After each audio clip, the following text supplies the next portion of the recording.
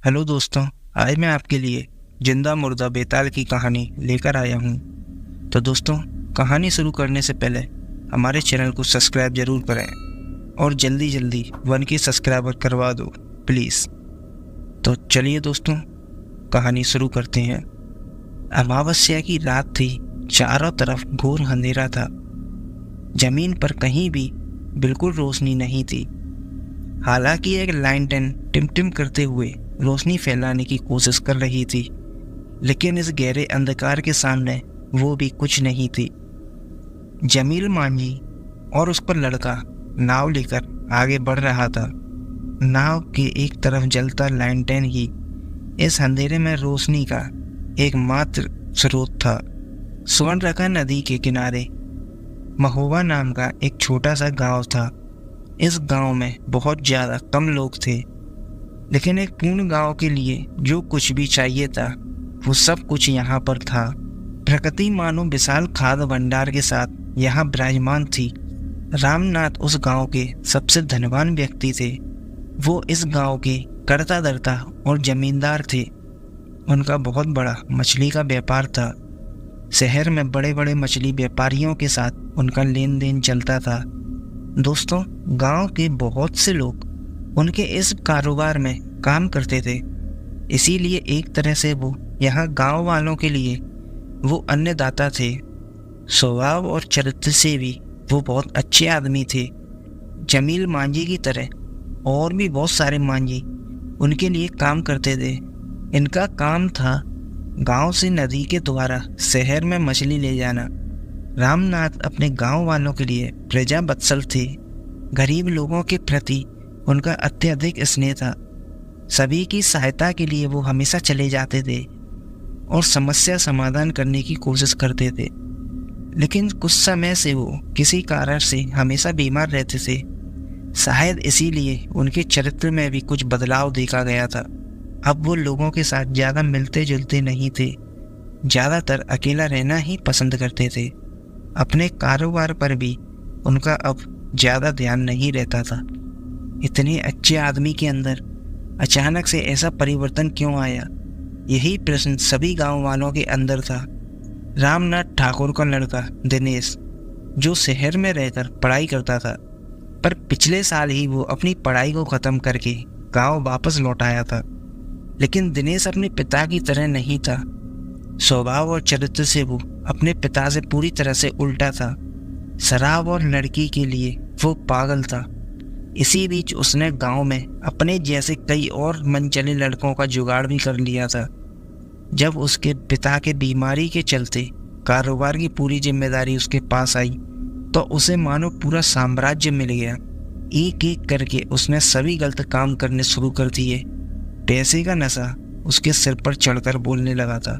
धीरे धीरे दिनेश और उसके दोस्त गांव की लड़की और महिलाओं के सरदर्द का कारण बन गए थे।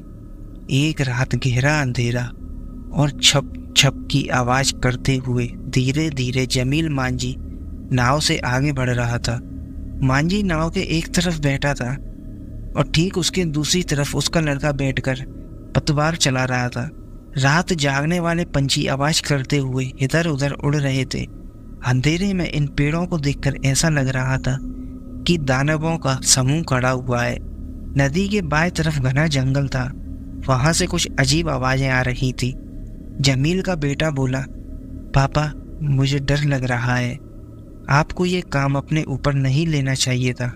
जमील ने कहा, क्या करूं बेटा, पेट का सवाल है। और तो और ऊपर से ये काम जमींदार साहब ने दिया था। अगर मना कर देता तो जीना मुश्किल हो जाता। डरो मत बेटा, हमें ये काम करना ही होगा। इसके अलावा कोई और उपाय नहीं है। हमारे ठाकुर साहब अब पहले जैसे नहीं रहे, अब बदल गए हैं। उनके लड़के के कांड अब लोगों के सामने ना आए, इसलिए साहब अब कुछ भी कर सकते हैं। जमील के बेटे ने पूछा, पापा, पर उस दिन क्या हुआ था? जमील ने कहा, अभी ये सब नहीं बता सकता, तू जल्दी जल्दी हाथ चला। बेटे ने फिर पूछा, नहीं पापा, क्या हुआ था बताइए। दोस्तों, उसके बाद जमील मांझी ने अपने बेटे को जो घटना बताई वो कुछ इस तरह थी। पिछले दिन जब हल्की बारिश और आंधी चल रही थी उस वक्त रात के लगभग 1 बज रहा था। जमींदार साहब के गुणवान लड़के को शराब पीने की तड़प जागी, लेकिन उसके पिता के कारण वो घर में शराब नहीं रख सकता था। इसीलिए चुपचाप घर से निकलकर वो अपने दोस्त के घर की तरफ चल पड़ा। दोस्त के घर जाकर उसने और उसके दोस्तों ने बहुत शराब पी। लगभग 1 घंटे के बाद दिनेश और उसके 4 दोस्त शराब के नशे में झूमते हुए जमींदार साहब के घर की तरफ ही लौट रहे थे। दिनेश ने कुछ ज़्यादा ही पी रखी थी, इसीलिए उसके दोस्त उसे घर छोड़ने आ रहे थे। इसी तरह नशे में झूमते हुए वो सभी मंदिर के सामने वाले रास्ते की तरफ चल पड़े। उस रात गहरा अंधेरा था, इसीलिए सभी के हाथ में टॉर्च थी। हालांकि उन सभी की टॉर्च की रोशनी से रास्ता चलने लायक नहीं दिख रहा था, क्योंकि नशे में वो सही से रास्ते पर टॉर्च भी नहीं दिखा पा रहे थे। उस रात बारिश से बचने के लिए भोला पागल मंदिर की चौखट पर ही सो रहा था। इतनी रात को दिनेश और उसके दोस्तों को रास्ते में आते देख उसकी शैतानी बुद्धि में एक आइडिया आया। उसने उन सभी को डराने का सोचा और इसीलिए उन सभी को डराने के लिए वो मंदिर की चौखट से सीधे रास्ते पर उनके सामने कूद पड़ा। पहले तो सभी ये देखकर डर से इधर उधर गिर पड़े। भोला पागल ये दृश्य देखकर बहुत खुश हुआ और रास्ते पर खड़े होकर जोर जोर से हंसता रहा। उसके बाद सभी नशेड़ियों ने थोड़ा संभल कर जब सामने टॉर्च जलाया तो देखा भोला पागल खिलखिलाते हुए हंस रहा था। ये देखकर उनके मन का डर खत्म हो गया और उन सभी को तेज गुस्सा आया।